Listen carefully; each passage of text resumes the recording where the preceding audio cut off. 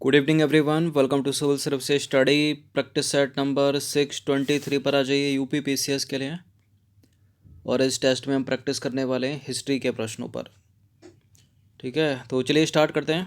इस test series की playlist बना रखी है, वहाँ पर आप टेस्ट नंबर 1 से लेकर 623 तक पहुँच सकते हो और डिस्क्रिप्शन बॉक्स में उसका लिंक दे रखा है।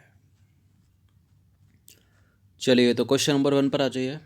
वर्ष 1565 में कौन सा प्रसिद्ध युद्ध हुआ था, बताइए। एलिमिनेट करते चलिए, आंसर मिल जाएगा। पानीपत का पहला युद्ध तो 1526 में हुआ था। ठीक है, दूसरा 1556 में हुआ था और तीसरा हुआ था 1761 में। तो पानीपत का तो युद्ध हो नहीं सकता ये। खानवा का युद्ध 1528 में हुआ था। ठीक है, 26 में पानी पिया, 27 में खाना का 1527 में हुआ था खानवा का युद्ध। यहाँ 1565 मिलान करना गलत है। और पानीपत का दूसरा युद्ध 1556 हो गया, ये भी एलिमिनेट हो जाएगा। तो तालीकोटा का युद्ध हुआ होगा। ठीक है, 1565 में तालीकोटा का युद्ध। तो देखिए, विजयनगर की बढ़ती हुई शक्तियों से दक्षिणी सल्तनतें इतनी आशंकित हो गई थी कि उन्होंने पुराने मतभेदों को भुलाकर आपस में एक होने का निश्चय किया। तालीकोटा युद्ध के समय विजयनगर का शासक था सदाशिव राय। देखिए, उसने अपने शत्रु को पराजित करने के लिए सैनिक महासंघ का गठन किया और विजयनगर साम्राज्य विरोधी इस महासंघ में अहमदनगर, बीजापुर, गोलकुंडा और बीदर शामिल थे।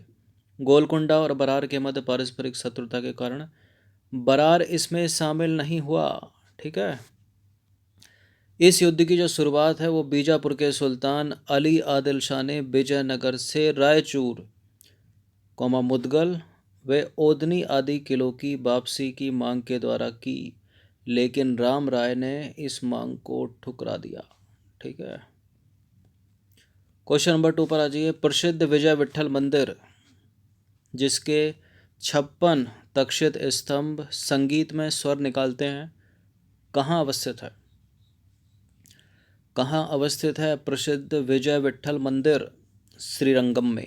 ठीक है, तो विजय विठल मंदिर जो है भारत के कर्नाटक राज्य में स्थित है।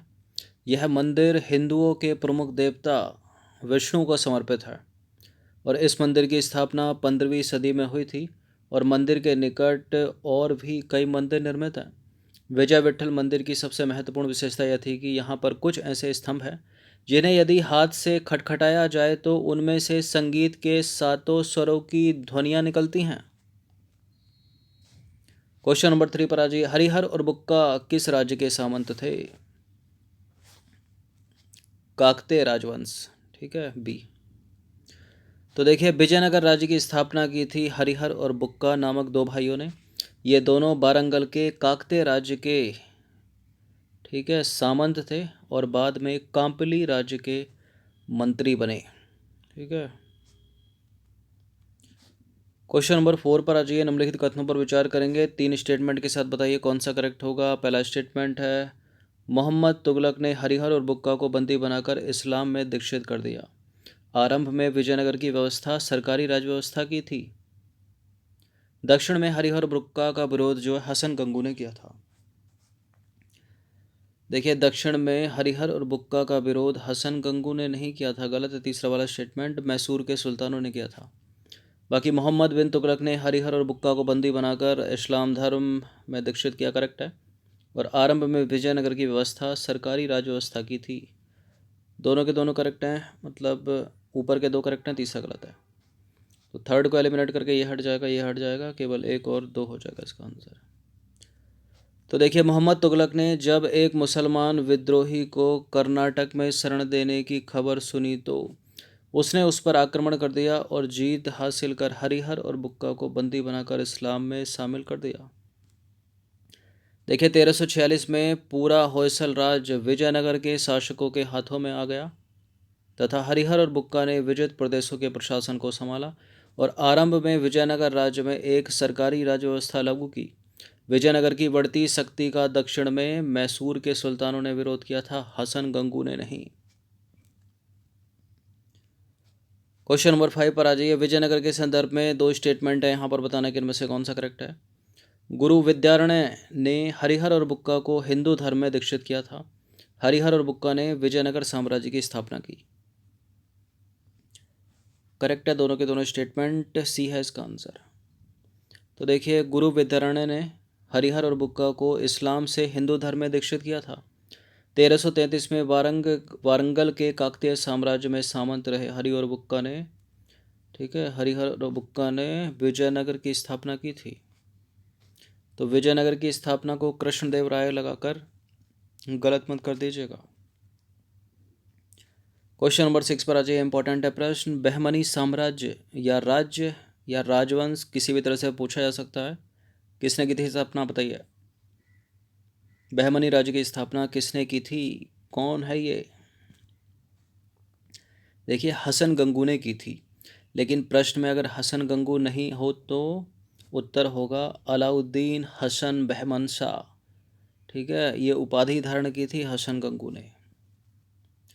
तो 1347 में बहमनी राज्य की स्थापना एक अफगान व्यक्ति ने की थी जिसका नाम अलाउद्दीन हसन था। वह भारत में गंगू नाम के एक ब्राह्मण की सेवा करता था, इसलिए उसे हसन गंगू के नाम से भी जाना जाता है।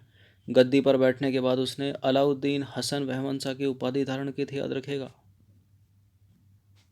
क्वेश्चन नंबर 7 पर आ जाइए। विजयनगर के किस शासक ने अपनी सेना को मजबूत बनाने के लिए अधिक मुसलमानों की भर्ती की थी, कौन था वो? कौन था? देवराय प्रथम था, देवराय द्वितीय था, कृष्ण देवराय था या हरिहर द्वितीय था? देखिए, देवराय द्वितीय ने अपने राजवंश, ठीक है, देवराय द्वितीय जो है अपने राजवंश का सबसे प्रतापी शासक माना जाता है और सेना को मजबूत बनाने के लिए उसने मुसलमानों की ज़्यादा भर्ती की थी। फरिश्ता के अनुसार देवराय द्वितीय ने 2500 मुसलमानों की भर्ती की, उन्हें जागीरें दी और हिंदू सिपाहियों व अफसरों को धनुर्विद्या सीखने का आदेश भी दिया। देवराय द्वितीय ने। अब्दुल रज्जाक देवराय द्वितीय के शासनकाल में आया था, याद रखिएगा। क्वेश्चन नंबर 8 पर आ जाइए। निम्नलिखित में से किस बहमनी सुल्तान ने राजधानी गुलबर्गा से बीदर स्थानांतरित की थी? कौन सा सुल्तान था जो अपनी राजधानी को गुलबर्गा से बीदर ले गया था, बताइए कौन था? Option number B, Ahmad Shah Bahmani. तो अहमद शाह बहमनी ने विजयनगर से बदला लेने के लिए पूर्वी समुद्र तट पर प्रभुत्व स्थापित करने के लिए संघर्ष जारी रखा। उसने अपनी राजधानी गुलबर्गा से बीदर स्थानांतरित की। क्वेश्चन नंबर 9 पर आ जाइए। कृष्णदेव राय के संदर्भ में निम्नलिखित में से कोई एक कथन गलत है। देखिए, कृष्णदेव राय ने नौसेना के विकास पर कोई ध्यान नहीं दिया, क्या ये सत्य बात है? कृष्णदेव राय संस्कृत और तेलुगु का मेधावी विद्वान था। कृष्णदेव राय का उत्तराधिकारी कृष्णदेव प्रथम था और इतालवी यात्री पेस ने उसके दरबार में यात्रा की थी या आया था। इतालवी यात्री पेस कृष्णदेव राय के दरबार में आया, करेक्ट है। कृष्णदेव का उत्तराधिकारी कृष्ण प्रथम नहीं था, सदाशिव था, बल्कि संस्कृत तेलुगु का मेधावी विद्वान था कृष्णदेव राय। और कृष्णदेव राय ने नौसेना के विकास पर कोई ध्यान नहीं दिया, ये भी करेक्ट है। तो गलत ढूंढना है अपने को, गलत है सी। तो कृष्णदेव राय का उत्तराधिकारी था सदाशिव राय, जिसने 1567 में शासन किया। देखिए, पेस, बारबोसा और नोनेज आदि विदेशी यात्रियों ने कृष्णदेव राय के प्रशासन की प्रशंसा की थी। कृष्णदेव राय ने संस्कृत और तेलुगु के साथ साथ कन्नड़ और तमिल कवियों को भी अपने दरबार में प्रश्रय या आश्रय दिया था। क्वेश्चन नंबर 10 पर आ जाइए। विजयनगर में कुर्वे किससे संबंधित था?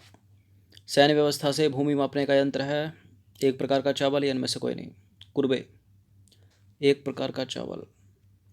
तो विजयनगर की कर व्यवस्था जो है कई भागों में बटी थी, उसमें कुर्वे एक प्रकार का चावल था जिसे सर्दी के मौसम में उगाया जाता था और उपज का 1/3 भाग कर के रूप में देना अनिवार्य था। प्रश्न क्रमांक संख्या 11 पर आ जाइए। विजयनगर साम्राज्य के संदर्भ में निम्नलिखित कथनों पर विचार करेंगे और बताना कि इनमें से कौन सा करेक्ट होगा। देखिए, विजयनगर की प्रशासनिक इकाई मंडलम, नाडु, उपजिला और ग्राम में विभाजित थी। विजयनगर प्रांतीय शासक पुराने कर माफ़ करने और नए कर लगाने का अधिकार रखता था। ठीक है, विजयनगर का प्रांतीय शासक। विजयनगर को अमरम दिया जाता था, सैनिकों को अमरम दिया जाता था। अमरम क्या था? क्षेत्र था एक। तो बिल्कुल करेक्ट है, विजयनगर राज्य में सैनिकों को अमरम दिया जाता था। प्रांतीय शासक पुराने कर माफ करने और नए कर लगाने का अधिकार रखता था। और राज्य की प्रशासनिक इकाई मंडलम, नाडु, उपजिला और ग्राम में विभाजित थी। सारे के सारे करेक्ट हैं, डी आंसर। तो विजयनगर राज्य में राजा को सलाह देने के लिए एक मंत्रिपरिषद होती थी, जिसमें राज्य के सरदार हुआ करते थे। यह राज्य मंडलम, नाडु, उपजिला और ग्राम में विभाजित थे। प्रांतीय शासकों का नियमित कार्यकाल नहीं होता था। उनका कार्यकाल उनकी योग्यता और शक्ति पर निर्भर था। ये पुराने कर माफ करने और नए कर लगाने का अधिकार रखते थे। विजयनगर का राजा सैनिक सरदारों को निश्चित राजस्व वाला क्षेत्र दिया करता था। ठीक है, यही है अमरम। क्या है अमरम? निश्चित राजस्व वाला क्षेत्र। क्वेश्चन नंबर 12 पर आ जाइए। होयसल स्मारक पाए जाते हैं। देखिए, चूंकि होयसल की राजधानी थी पहली बेलूर थी, उसके बाद हलेबिड थी। हलेबिड यानी वर्तमान हलेबिड और उस समय का द्वार समुद्र। तो द्वार समुद्र या हलेबिड या बेलूर पूछे तो ठीक है, तीनों राजधानियाँ रही हैं होयसल की। हलेबिड या द्वार समुद्र एक है।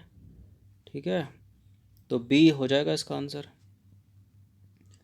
तो देखिए, होयसल जो है प्राचीन दक्षिण भारत का राजवंश था और इसने 10वीं से 14वीं सदी तक राज किया। होयसल शासक पश्चिमी घाट के पर्वतीय क्षेत्र में रहने वाले थे, पर उस समय आसपास चल रहे आंतरिक संघर्ष का फायदा उठाकर उन्होंने वर्तमान कर्नाटक के लगभग संपूर्ण भाग और तमिलनाडु के कावेरी नदी की उपजाऊ घाटी वाले हिस्सों पर अपना अधिकार जमा लिया था। इन्होंने 317 वर्ष तक राज किया। इनकी राजधानी पहले बेलूर थी और बाद में स्थानांतरित होकर द्वार समुद्र हो गई, आधुनिक हलेबिड। ठीक है, अतः यहीं इसके स्मारक जो हैं वो पाए जाते हैं। क्वेश्चन नंबर 13 पर आ जाइए। द्वार समुद्र किस राजवंश की राजधानी थी? तो हलेबिड होगा तब भी करेक्ट हो जाएगा। ठीक है, बेलूर होगा तब भी करेक्ट हो जाएगा और होयसल होगा तब भी करेक्ट हो जाएगा। ठीक है, उल्टा बोल दिया क्या? देखिए, द्वार समुद्र या हलेबिड होगा तब भी करेक्ट हो जाएगा होयसल से। ठीक है, और बेलूर होगा तब भी करेक्ट हो जाएगा। तो होयसल वंश जो है देवगिरी के यादव वंश के समान ही द्वार समुद्र के यादव कुल का था। होयसलों के राज्य का क्षेत्र वर्तमान समय में मैसूर प्रदेश में था और उनकी राजधानी द्वार समुद्र थी। क्वेश्चन नंबर 14 पर आ जाइए। गोलकुंडा को वर्तमान में क्या कहा जाता है? गोलकुंडा को वर्तमान में वही कहा जाता है जो वर्तमान में तेलंगाना की राजधानी है, यानी हैदराबाद। तो गोलकुंडा एक किला व भग्न शेष नगर है जो तेलंगाना राज्य की राजधानी हैदराबाद में स्थित है।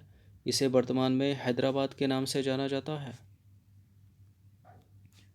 क्वेश्चन नंबर 15 पर आ जाइए। 15वां प्रश्न है, दक्षिण में बहमानी राज्य का संस्थापक निम्नलिखित में से कौन था?